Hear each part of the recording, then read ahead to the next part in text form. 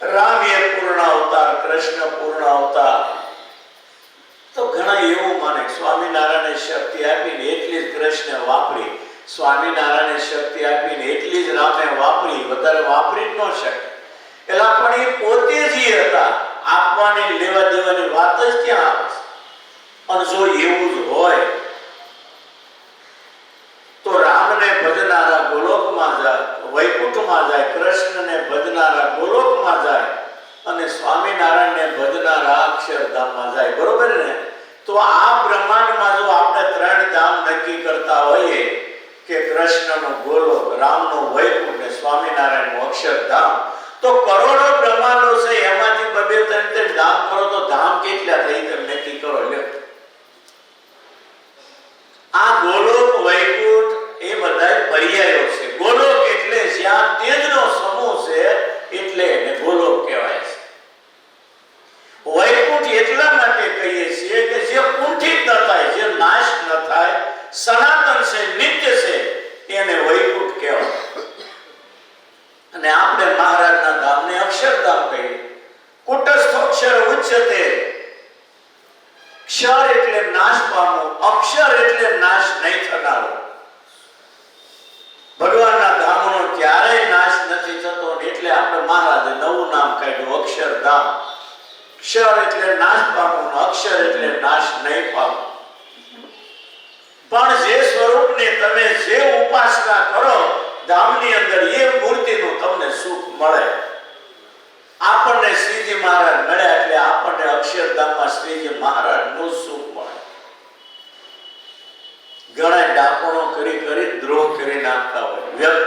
વાસ્તવિક વસ્તુ એક જ હોય છે, પણ સમજણને કારણે દ્રોહ થઈ જાય.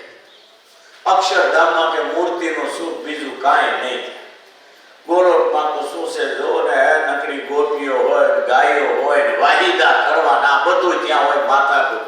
અક્ષરધામની અંદર મૂર્તિનું સુખ. તો કૃષ્ણની હારે જો ગાયો, ગોવાળિયા, ગોપીઓ, ભરવાડેનું બધું હોય તો અક્ષરધામમાં લાડુબા, જુબા, માણકી કોનું કરતી છે ત્યાં? આ એક જાતની બીજા અવતારોને ઉતારી પાડવાની વાતો. બાકી સનાતન પૂર્ણ પુરુષોત્તમ નારાયણ એક જ. તુલસીદાસ જ્યારે વૃંદાવનમાં ગયા, હવે એ તો રામના ઉપાસક, આપણે બધા સમજીએ. તુલસીદાસે સરસ રામાયણ લખી, એ રામના ઉપાસક છે. અને રામના ઉપાસક એ વૃંદાવનમાં ગયા, એની ભક્તિ જોઈને ભગવાન વૃંદાવન વિહારી એટલા રાજી થયા ને, આંટી મારી ઉભા મોરલી વગાડતા કૃષ્ણ રૂપે એને દર્શન દીધા. અને પછી તુલસીદાસ રાજી થયા અને હું બોલ્યા ખબર? કહા કહું છબી આદકી ભલે બિરાજો ના, તુલસી મસ્તક તબ નમે જબ ધનુષ બાણ લિયો હા. પ્રભુ, આ તમારી સુંદર મહામનોહર મૂર્તિના હું શું વખાણ કરું, પણ પ્રભુ મારી ઉપાસના રામ સ્વરૂપની છે. જો ધનુષ બાણને દર્શન દો ને તો મને બહુ સુખ મળે. તમે ખરાબ છો નહીં કહેતો, તમે બહુ સુંદર કહા કહું સબી આદકી, પણ મારી ઉપાસના રામને જો ધનુષ બાણને દર્શન આપો ને તો મને બહુ સુખ મળે. અને એ વખતે આખી મૂર્તિ બદલાઈ ગઈ, મુરલી વહી ગઈ, હાથમાં ધનુષબાણ. રામચંદ્રજી રૂપે વૃંદાવન વિહારીએ તુલસીદાસને દર્શન દીધા. એટલે ભગવાન તો એક જ છે. આપણે ભાગલા પાડી પાડીને એકબીજાનો દ્રોહ કરીએ છીએ. કરતું મકરતું અન્યથા કરતું, કરવા જેવું કરે, ન કરવા જેવું કરે, અને કરવા જેવું ન કરવા, જેનાથી ત્રીજું હલાર કાઢીએ કે ભગવાન સ્વતંત્ર છે. હિરણ્ય પછી કોઈ કેટલા વરદાન માંગ્યા, કુકે ન મરું, લીલે ન મરું, બાર ન મરું, અંદર ન મરું, ઉપર ન મરું, બાર ન મરું, નીચે ન મરું, કુકે ન મરું, લીલે ન મરું, દેવથી ન મરું, દાનવથી ન મરું, માનવથી ન મરું, મુનિથી ન મરું. મોપાટ બોલવા લાગ્યો તો, પણ તો થાંભલામાંથી પ્રગટ થઈ બધાય વરદાન હાચા કરી શિવગુરુ શિરી નાખ્યો નહીં. કરતું અકરતું અન્યથા કરતું, એ ભગવાન આનું નામ છે. પણ આપણને જે સર્વોપરી ભગવાન મળ્યા, આપણે એમાં નિષ્ઠામાં ખામી ન રહેવી જોઈએ. અંદર 4 દીકરા હોય,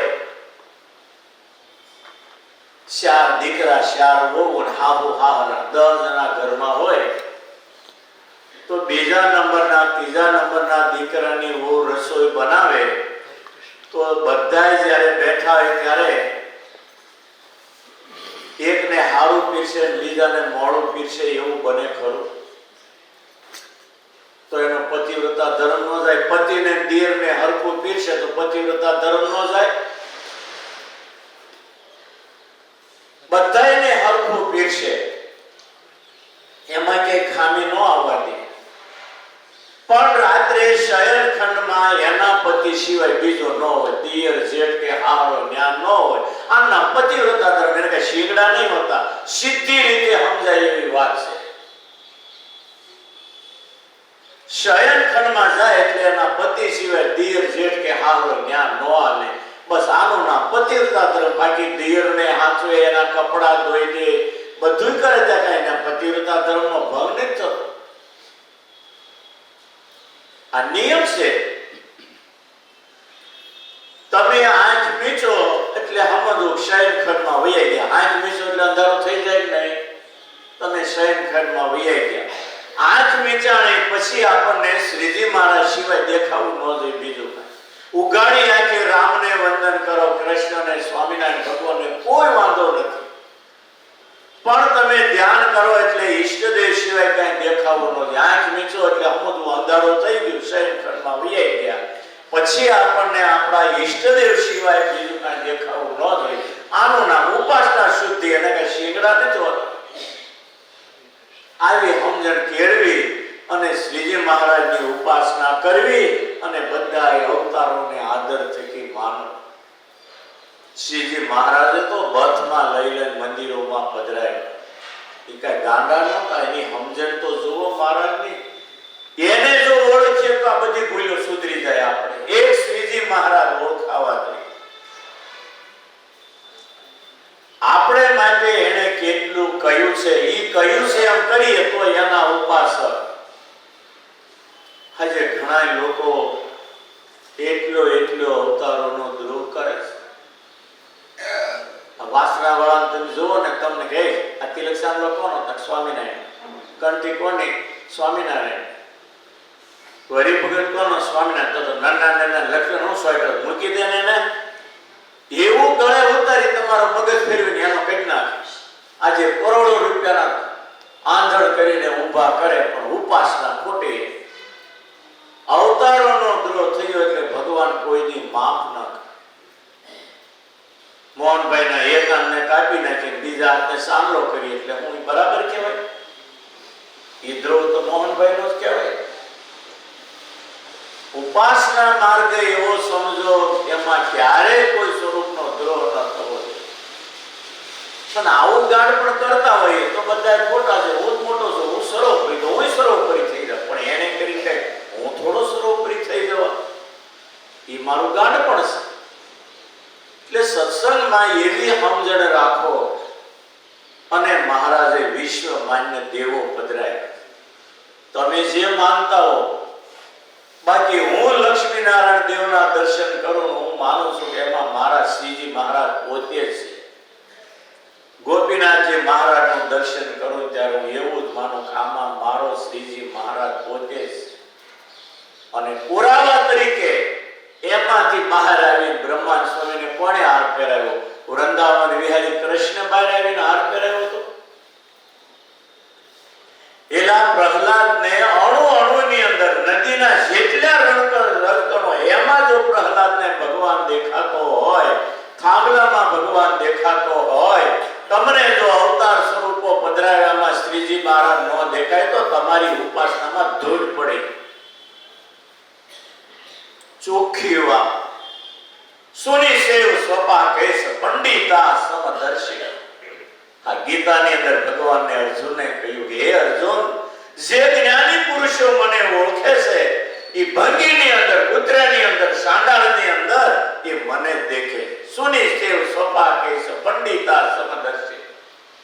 સમજુ ને જ્ઞાની છે એ જ્યાં નજર કરે ત્યાં મને દેખે છે.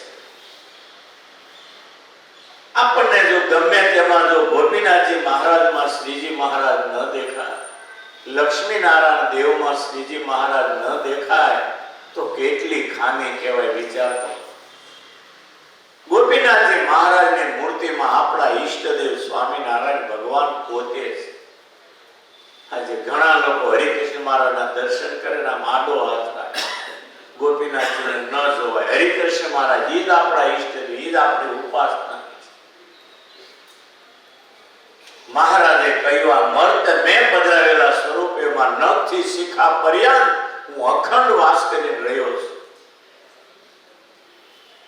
હું નાનો હતો સાધુ થયો ત્યારે વડતાલમાં શાસ્ત્રી હરિમલદાસજી હતા, હરિજીવનદાસ શાસ્ત્રી હતા. હું સાધુ થયા ત્યારે 16 વર્ષની ઉંમર, ત્યારે બે વર્ષના હતા. અને એની પથારીએ રોજ કલાક 2 વાર જવાની એવી જૂની જૂની વાતો કરે. આજે ક્યારેક યાદ આવે હું રડી પડું છું. કેવા સાધુ ભગવાન છે. હું 14 વર્ષે સાધુ થયો ત્યારે એની વર્ષ 102 વર્ષની. એના દાદા ગુરુ અદ્ભુતાનંદ સ્વામી પોતે લાંબી પેઢી નથી, એક જ પેઢી વચ્ચે અદ્ભુતાનંદ સ્વામીના શિષ્ય હતા ઘનશ્યામ શરણદાસ સ્વામી ઉત્તરસંડાના, અને એના શિષ્ય શાસ્ત્રી હરિજીવનદાસ આજથી 54 વર્ષ પહેલા એની 102 વર્ષની ઉંમર હતી. 100 મહિના પછી ધામમાં વહી ગયા. આ સંપ્રદાયના શાસ્ત્રોનું રક્ષણ કર્યું હોય અને BAPS થી આ સંપ્રદાયને ચોખ્ખો કરીને એને અલગ કર્યા હોય તો એ શાસ્ત્રી હરિજીવનદાસ. 18 દિવસ કોર્ટમાં શાસ્ત્રાર્થ આવ્યો હતો. યજ્ઞપુરદાસ શાસ્ત્રી ભારત હલાવે એવા વિદ્વાન એની સામે શાસ્ત્રી હરિજીવનદાસ જીતી ગયા. અને કેસની અંદર બોરસદ કોર્ટમાં 18 દિવસ અલગ આપણો કેસ અને શાસ્ત્રાર્થ આવ્યો. કનૈયાલાલ માણેકલાલ મુનશી બેરિસ્ટરી આપણા કેસમાં મધ્યસ્થી હતી. ચુસ્ત વૈષ્ણવ એને જજમેન્ટ આપેલું છે. આજે પુસ્તક પર આખો 18 દિવસના શાસ્ત્રાર્થનું મળે.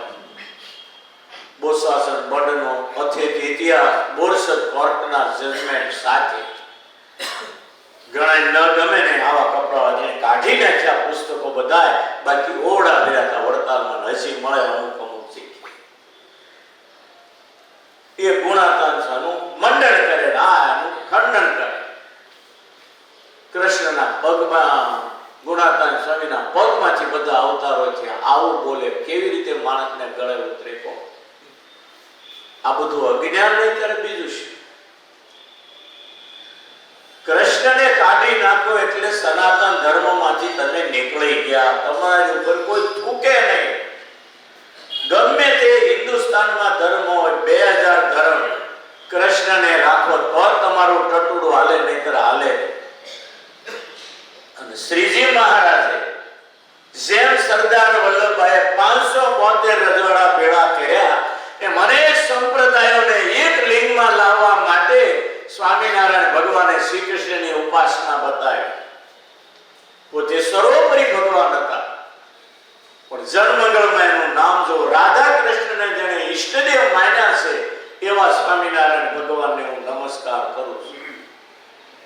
ઘણા એવો અર્થ કરે રાધા કૃષ્ણના ઈષ્ટદેવ એવા સ્વામિનારાયણ, પણ સ્વામિનારાયણ ભગવાનને ઉપાસના માર્ગ બતાવવા સ્વામિનારાયણ ભગવાને રાધા કૃષ્ણને ઈષ્ટદેવ માન્યા હતા.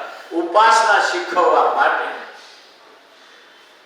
ઘોડિયામાં છોકરો રડવા માંડે તો એના પપ્પા ઘોડિયા દોર્યા તો એની માં પાણી ભરવા ગયું તો એનો બાપ એમ બોલે, બેટા રડીશ ને જો આગળ હમણાં મમ્મી આવશે. હો તું રડીશ ને, જો આવે છે પાણી ભરવા ગઈ ને હમણાં મમ્મી આવે. કોની મમ્મી? છોકરાની બોલ્યા. બાળકને સુધારવા બાપને પણ ક્યારેક માં બનવું પડે છે. એમ સમાજને ઉપાસના શીખવવા માટે ભગવાનને પણ ક્યારેક ઉપાસના કરી જગતને બતાવવું પડે. મહાદેવજી તો રામના ભક્ત કહેવાય. લોકોને ગળે ઉતરે ન ઉતરે, બાકી રામાયણ વાંચો.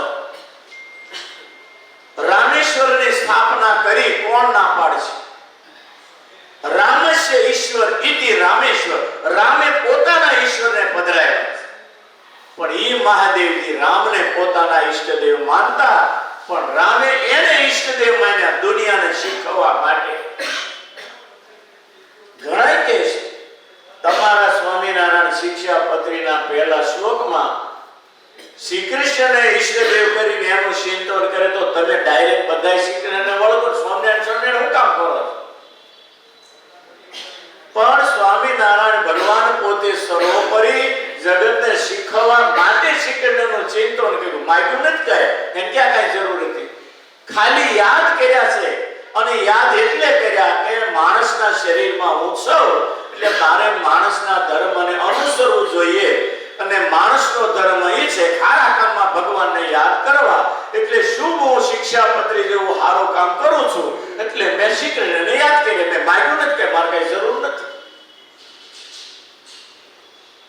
આ તો ઉપાસના માર્ગ જો સમજવો હોય તો કોઈનો દ્રોહ ન થાય એ રીતે સ્વામિનારાયણને સર્વોપરી સમજે એનું નામ ઉપાસના. બાકી બીજાને હલકા કરી તો ગમે તે રીતે મોટા થવાય, પણ એ બધું ગાંડ પણ કહેવાય. સ્વામિનારાયણ ભગવાને જે શીખવાડ્યું દુનિયામાં કોઈએ નથી શીખવાડ્યું. આટલા અવતારો થયા પણ સ્વામિનારાયણ ભગવાને જે કર્યું ને કોઈએ નથી કર્યું. આજે વર્ષોથી ડોક્ટરી લાઈન મેડિકલ હાલે છે ને, હૃદય બદલાવાનું અત્યાર સુધી કર્યું કોઈએ? અત્યારે હૃદય બદલી શકાય, હૃદયને ટેબલ ઉપર મૂકીને ઓપરેશન થાય, વળી પાછું એમાં હૃદય ગોઠવી દે. અત્યાર સુધી નહોતું થતું તો એ ખોટા હતા ને સાચા એવું પણ સંશોધન ધીરે ધીરે આવ્યું. એટલે એમ આજે તમે જુઓ રામાવતારની અંદર પણ દશરથ રાજાએ કરેલું કર્મ, એનો દીકરો ભગવાન હતો તોય બાપને કર્મનું ફળ ભોગવવું પડ્યું છે. કૃષ્ણ અવતારમાં સુદામા એના મિત્ર હતા ભગવાનના, પણ ભગવાનના ભાગના સૈયા ખાઈ ગયા, આખી જિંદગી ભૂખમરો ભોગ્યો, 12 ઘરમાં તેર તૂટતા. સ્વામિનારાયણ ભગવાન જ્યારે આ પૃથ્વી ઉપર પ્રગટ થયા, જયપુરમાં જ્યારે ગાદી ઉપર બેસાડ્યા, નહોતી ગાદી સ્વીકારવી, રામાન સ્વામીની આંખમાં આંસુડા આવ્યા, પછી એને ગાદી સ્વીકારી. ગાદીએ બેઠા રામાન સ્વામી આરતી ઉતારી ત્યારે વિચાર કર્યો કે આ કળયુગનો સમય છે, મારે અનંત જીવનો ઉદ્ધાર કરવો. કળયુગના જીવ તો ગળા સુધી પાપથી ભરેલા છે, એને જો પ્રાયશ્ચિત આપવા જશું એ મરી જશે ને તો 2 જન્મનું પ્રાયશ્ચિત પૂરું નહીં થાય. આની માથે કરોડો જન્મના પ્રારબ્ધના થપ્પા થઈ ગયેલા છે. આ બધાને મારે ધામમાં લઈ જાવ તો હું કરું? જો પ્રાયશ્ચિત કરેલા પાપનું આપીશ, જન્માંતરોના પાપના પ્રાયશ્ચિતમાં મરી જશે તો પ્રાયશ્ચિત પૂરું નહીં થાય, તેનું કલ્યાણ ક્યારે? મહારાજે 500 સંતોને બેહારી કીધું, સંતો એક કામ કરો, જીવની માથે જન્માંતરના પાપના પુંજ છે, એને જો પ્રાયશ્ચિત આપશો તો એમાંથી છુટકારો નહીં થાય.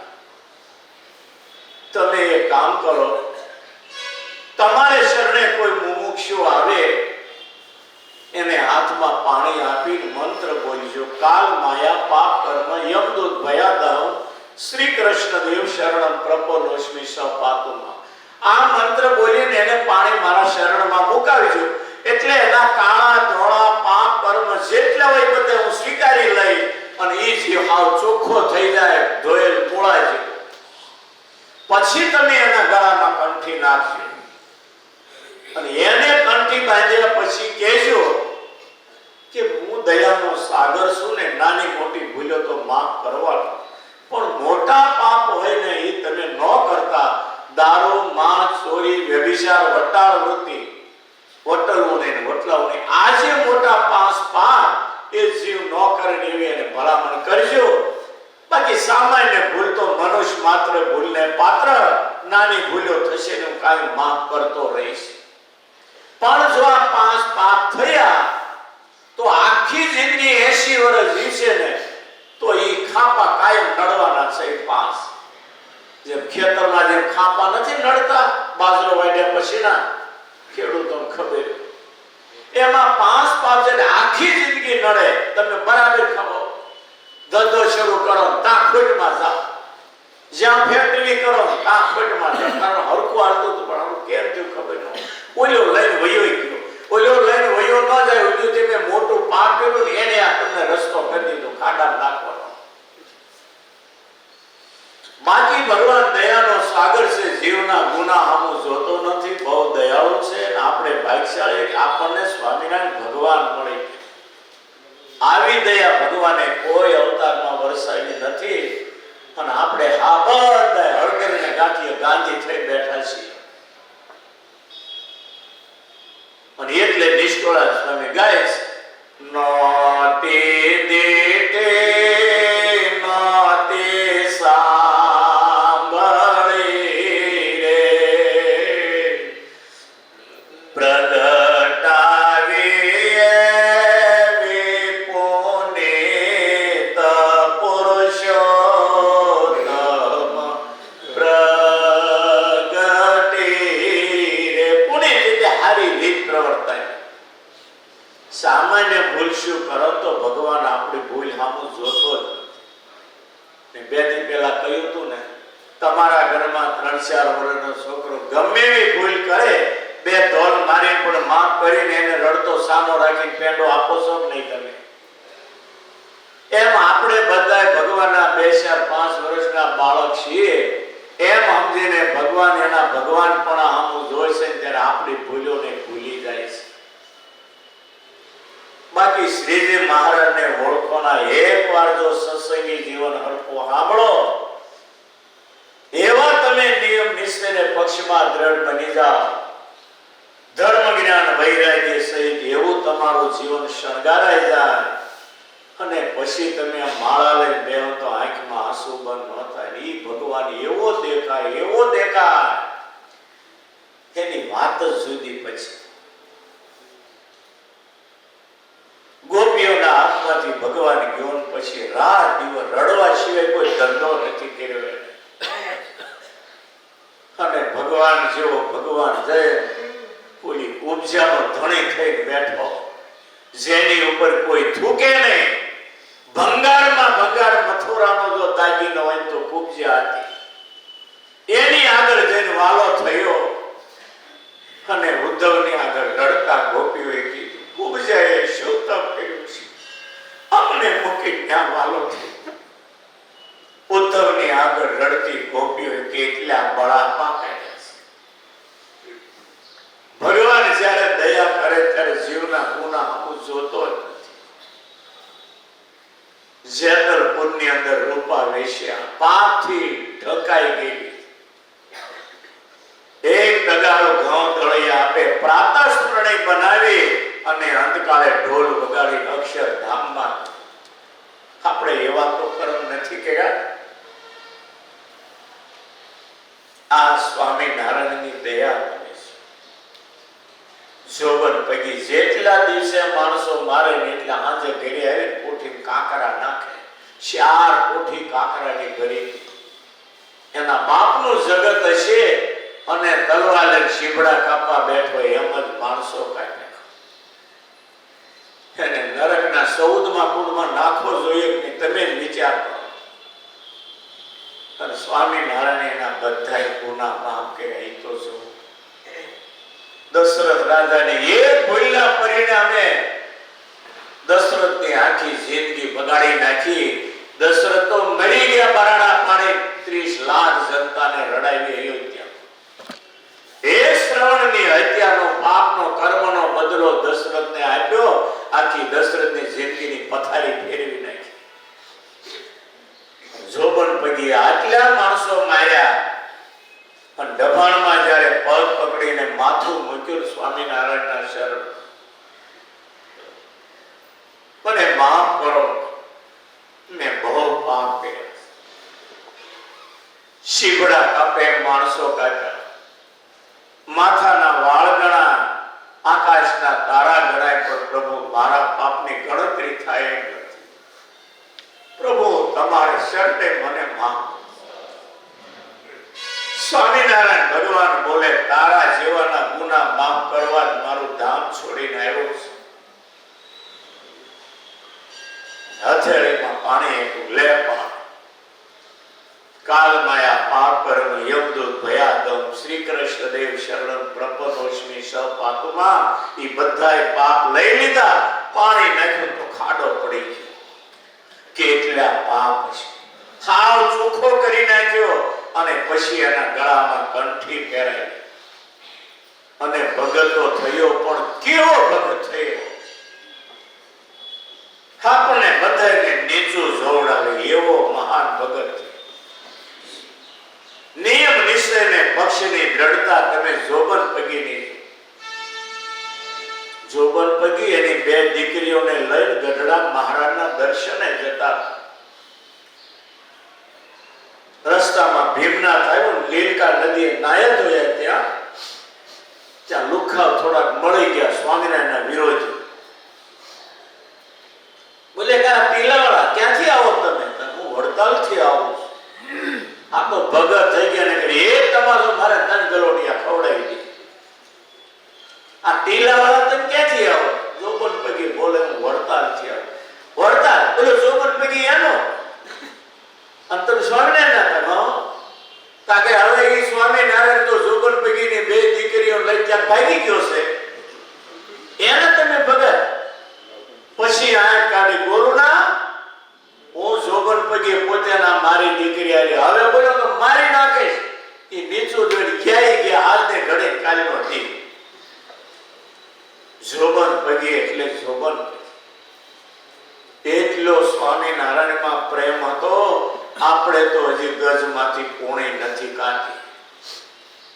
ઈ જોબન પગી મહારાજ ધામમાં ગયા, સમાચાર મળ્યા અનજળ આજથી હરા.